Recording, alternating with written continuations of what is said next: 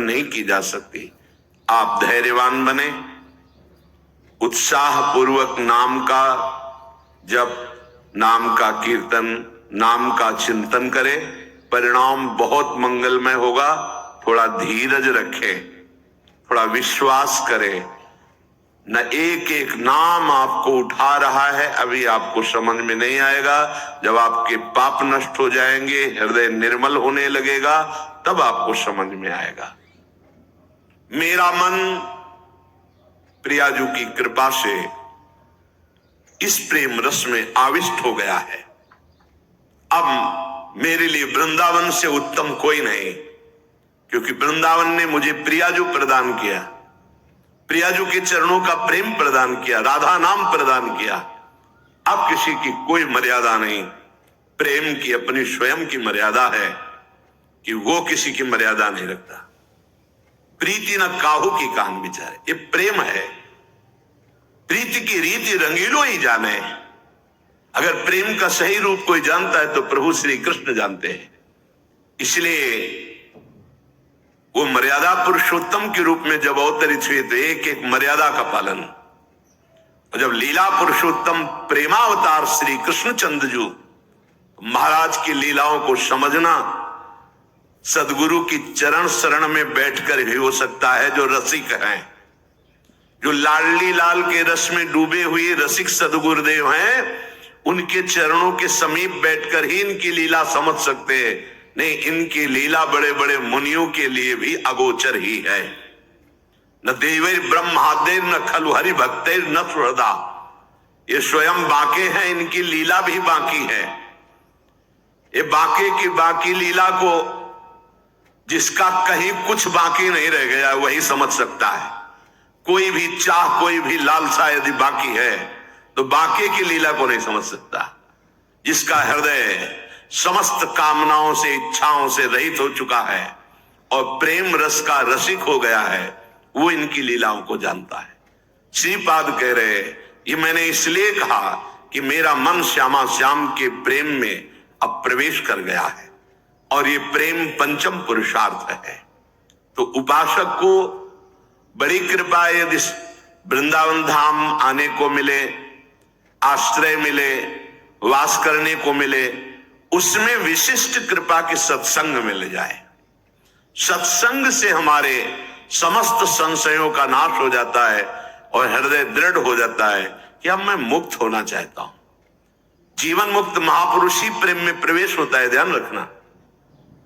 प्रेम रस तभी प्राप्त होता है, पहले प्रेम जीवन मुक्त करता है, तत्वबोध कराता है। सर्वान वस्तु तया निरीक्ष परम स्वाराध्य बुद्धिर्मम, जो उपनिषद कहते हैं सर्वम खलमिदम ब्रह्मणे नानास्ति किंचन, इसका पहले बोध होता है, फिर प्रेम रस प्राप्त होता है।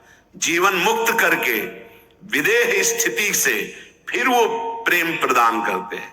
जैसे पांचों भूले देह शुद्धि, ये विदेह स्थिति है। तब छठे भावना रास की, तब वो भावना में प्रवेश करता है।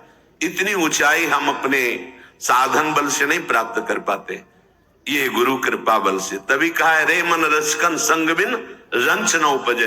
एक साधारण बिना साधन जानने वाले को भी प्रियाजू मिल गए। क्यों? क्योंकि सीधे रसिक कृपा और आसक्ति मेरी लाडली, मेरी प्रियाजू। वो दुनिया के शास्त्रों का परिचय नहीं जानता, सिद्धांतों का परिचय नहीं जानता, बस उसके हृदय में एक बात बैठ गई, मेरी प्रियाजू, मेरी स्वामिनी, मेरी प्राण प्रिय सखी लाडली जू, बात बन गई। ये जन्म बंधन से, कर्म बंधन से मुक्त होना बहुत कठिन विषय, बहुत कठिन। जब शास्त्रों का स्वाध्याय करो तब पता चलता है। तभी कहते हैं भगवत प्राप्ति अत्यंत कठिन, पर वो गलत शब्द है। भगवत प्राप्ति अत्यंत सरल। संसार का राग, शरीर का राग छोड़ पाना बड़ा कठिन। इसीलिए परिणाम को वो कठिन बोल देते हैं। परिणाम को कठिन बोलने से घाटा हो जाएगा, हम डर जाएंगे कि हम भगवत प्राप्ति नहीं कर पाएंगे। हमें उत्साह रखना है कि भगवत प्राप्ति बहुत सरल है। कठिन है शरीर संसार का राग छोड़ना, और इसकी जिम्मेवारी है गुरुदेव की। बस आप उनके कथनानुसार चले तो शरीर और संसार के राग का नाश हो जाएगा। परमार्थ का स्वरूप कल के सत्संग में वर्णन किया गया कि उपासक चाहे वो गृहस्थ हो या विरक्त, यदि इस मार्ग में उन्नति प्राप्त करना चाहता है तो किसी के स्वभाव या कर्म की ना तो प्रशंसा करे और ना निंदा करे। क्यों? जब वो गलत कर रहा है तो निंदा क्यों ना करें? तुम क्रिया को देख रहे हो लेकिन पावर को नहीं देख रहे। पावर गोविंद है उसमें, सामर्थ्य गोविंद है उसमें। उपासक उपास्य देव को देखता है, क्रियाओं को नहीं देखता। बोले नहीं, बहुत गंदा आदमी, उससे हम भगवान कैसे मान सकते हैं?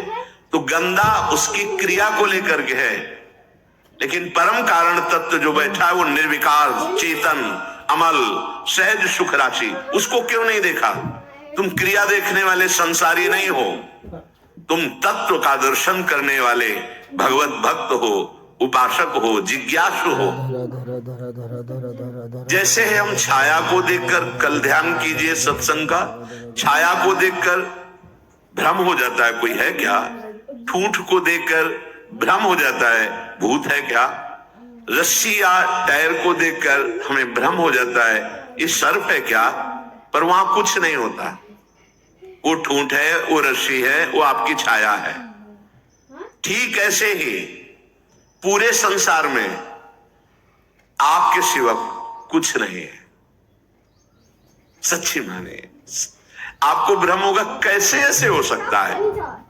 जैसे स्वप्न में आपके मन के सिवा कुछ नहीं था, उसमें दुश्मन भी थे, मित्र भी थे, भोग भी था, ना जाने क्या क्या था। पर जब जगे तभी वो झूठा समझ में आया ना। स्वप्न में तो आपको सब सत्य लग रहा था, ऐसे ही अज्ञान से युक्त होने के कारण आपको ये नानात्व तो सत्य लग रहा है। स्त्री पुरुष, अच्छा बुरा, नीच उत्तम मध्यम, ये आपको लग रहा है। श्री भगवान कह रहे हैं, बहुत गूढ़ प्रसंग है। अगर आज का प्रसंग समझ लेंगे तो प्रियाजू के चरणों में लिपट जाएंगे कि मेरे बस की बात नहीं। ध्यान से सुनिएगा। आत्मैव तदिदं विश्वम सृज्यते सृजति प्रभु। बहुत सुंदर विषय।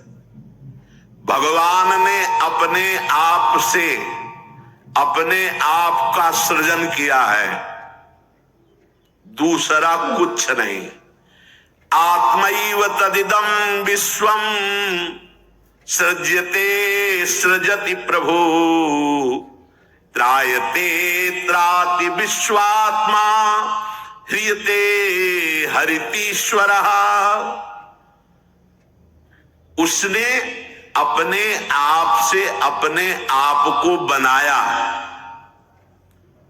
त्रायते त्राति विश्वात्मा ह्रियते हरितीश्वरः। और अपने आप से अपने आप की रक्षा की, पालन किया। और फिर ह्रियते हरितीश्वरः, फिर अपने आप से अपना संहार किया। ये है सत्य विषय। उद्धव तस्मान्नहात् बनोन्यस्मा दन्यो भावो निरूपितः।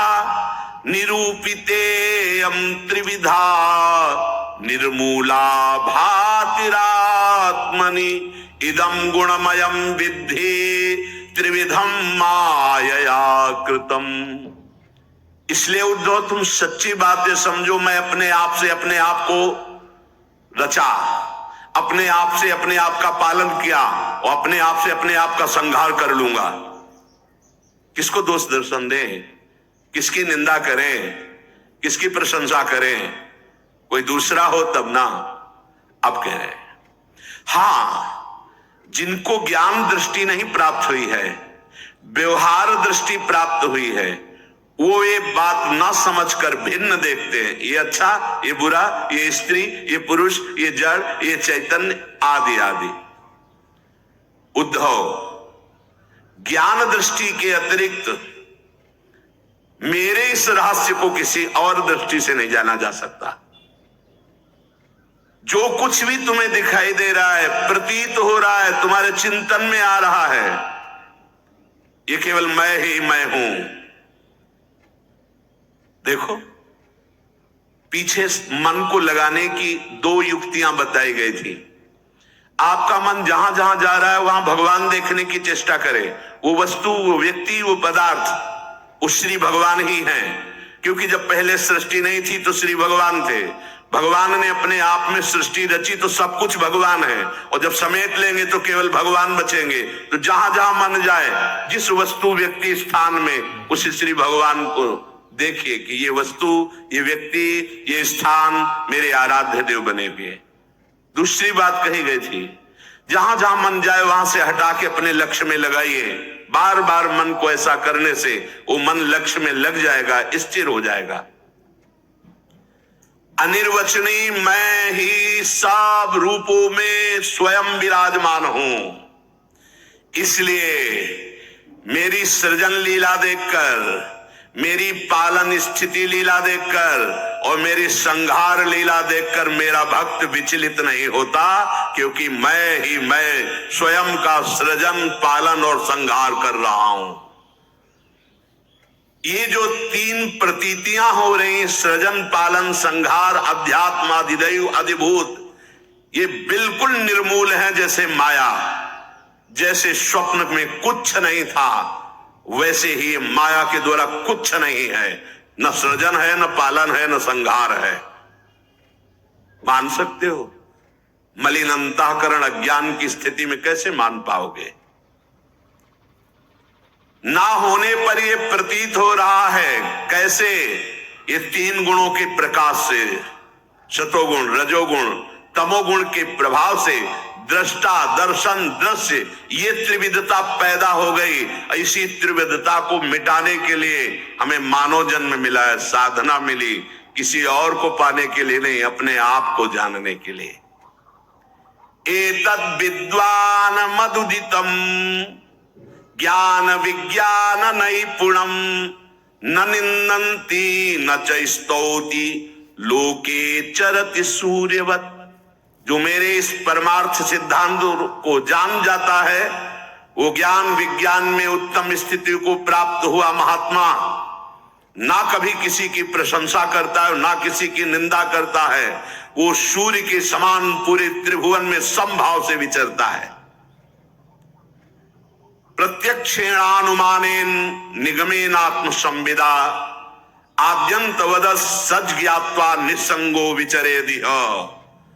इसलिए मेरा भक्त प्रत्यक्ष से, अनुमान से, शास्त्र से, आत्मानुभूति से, महापुरुषों से वो ये जान चुका है कि माया का त्रिविध खेल चल रहा है, सतोगुणी, रजोगुणी, तमोगुणी, पालन, सृजन, संहार। इसलिए वो सबसे असंग हो जाता है। ये स्थूल, सूक्ष्म कारण, तीनों लोक असंग होकर के वो अपने आप में तृप्त रहता है। धन्य है ऐसा महापुरुष जो अपने आप से अपने आप में तृप्त रहता है, वो असंग भाव से विचरता है। उद्धव जी को एक प्रश्न यहां परेशान करने लगा मन में कि आत्मा अविनाशी चैतन्य घन, शरीर जड़ नाशवान, फिर ये जन्म किसका होता है, फिर मरण किसका होता है? प्रश्न कर बैठे। बहुत सुंदर प्रश्न है और बहुत सुंदर उत्तर है। यदि आप समझ पाए तो आप प्रियाजू के चरणों में भाग पड़ेंगे, क्योंकि आपकी समझ के परे की बात है। लाडली जो मेरी तो कुछ समझ में नहीं आया, बस मैं तो यही कह रहा हूं, हमारी महारानी श्री राधा रानी। इसलिए सुन, थोड़ा धूप का ताप लगे ना तो वृक्ष की छाया अच्छी लगती है। देखो, संसार से मुक्त होने के लिए ये बहुत जोर का प्रश्न है। उद्धव जी ने कहा, नैवात्मनो न देहस्य संसतिर्दृष्ट दृश्ययोः अनात्मस्व दृशोरीस कस्य स्युदुपलभ्यते। प्रभु, ये चर्चा आपको मिलेगी नहीं प्राय, क्योंकि कथन और श्रवण के लिए स्थान की भी जरूरत होती है। तो यह श्रीधाम वृंदावन, और यहां व्यक्त अव्यक्त बड़े बड़े महापुरुष पधारे हुए हैं। तुम्हारी दृष्टि नहीं है तो तुम्हें व्यक्ति समझ में आएगा। जहां भगवत शास्त्रों का सत्संग होता है वहां सनक सनंदन सनातन सनत कुमार श्री हनुमान जी महाराज बड़े बड़े महाभागवत पधारते, और उन्हीं के सानिध्य से समझ में आ सकता है ये विशुद्ध भागवत परमार्थ मार्ग है। उद्धव जी ने पूछा कि भगवान, ये जो आत्मा है ये दृष्टा है और शरीर जो है ये दृश्य है। आत्मा स्वयं प्रकाश है और देह जड़ है। ऐसी स्थिति में ये जन्म मरण किसका होता है? आत्मा का जन्म मरण हो नहीं सकता, क्योंकि स्वयं प्रकाश है। और जड़ शरीर का हो नहीं सकता, क्योंकि नाशवान विकारी है, ये तो यही नष्ट हो जाता है। महाराज, ये मरता कौन है और जन्मता कौन है? ना आत्मा और ना शरीर। अगर ये शरीर जन्मता मरता है तो शरीर को नष्ट करने के बाद फिर अब जन्म मरण खत्म हो जाना चाहिए, पर फिर शरीर मिलता है। आत्मा को हो नहीं सकता, क्योंकि स्वयं प्रकाश निर्विकार चैतन्य घन। तो ये होता किसको है जन्म मरण? इसका होना उपलब्ध है कि होता है जन्म मरण, तभी होता किससे है भगवान? हे जगत गुरु, आप हमारे संशय की निवृत्ति करें। आत्मा व्ययो गुणः शुद्धा स्वयं ज्योतिरनावृतः अग्निवद्दारुवच्चिद्देहा कस्येह संसृति। नाथ, आपकी कृपा से इतना तो पता चला है कि आत्म तत्व अविनाशी है, प्राकृत अप्राकृत गुणों से रहित है, शुद्ध स्वयं प्रकाश है, कोई भी आवरण उसे ढक नहीं सकता।